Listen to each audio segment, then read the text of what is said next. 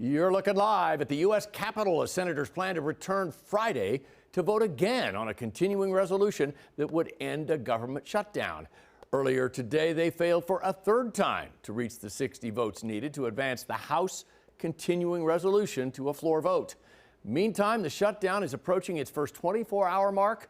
Fox 4's Kirsten Stokes live from the IRS complex near downtown after hearing from metro area federal workers. Kirsten.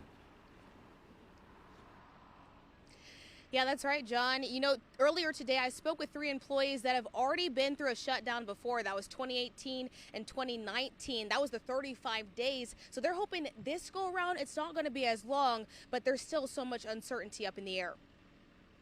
Almost 24 hours into the government shutdown, and more federal employees are speaking out, this time from the IRS. Employees are angry because we're used as pawns in political games. The IRS has 5 days of continued operational time due to the Inflation Reduction Act, but these employees say that's not enough. So I worked 2 full-time jobs and got paid for the second one and not the first one until the end of the shutdown.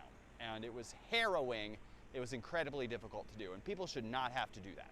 Shannon Ellis, Daniel Sharpenberg, and Myrtle Bailey are all employees of the IRS with a combined tenure of over 40 years. Each are a part of the National Treasury Employees Union Chapter 66 in Kansas City. They've all been through at least one shutdown, but say this one feels different. We're compromising not only our mental health, our physical health, our financial health, but that of the taxpayer as well.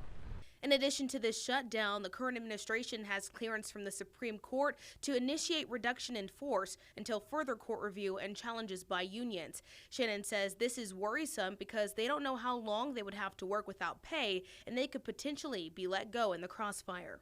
We're coming into this with this over our head that you've already gutted more than 25% of our workforce. Now the threat of firing more because of this furlough. Regardless of what happens next, all 3 employees encourage other federal workers to stay updated on status and apply for programs if possible. The national office sends out excellent time-sensitive information that you can use for your own benefit. Just knowing what's going on reduces stress. Now, with those 5 days of continued service that the IRS gets, Shannon says that they are wanting to encourage federal employees to still fill out applications for community help if they need that. Also, get your resumes ready just in case you might have to find a different job moving forward. But overall, they just want those federal workers to be prepared moving forward. Reporting live at the IRS building here in Kansas City, I'm Kirsten Stokes. John? Kirsten, thanks.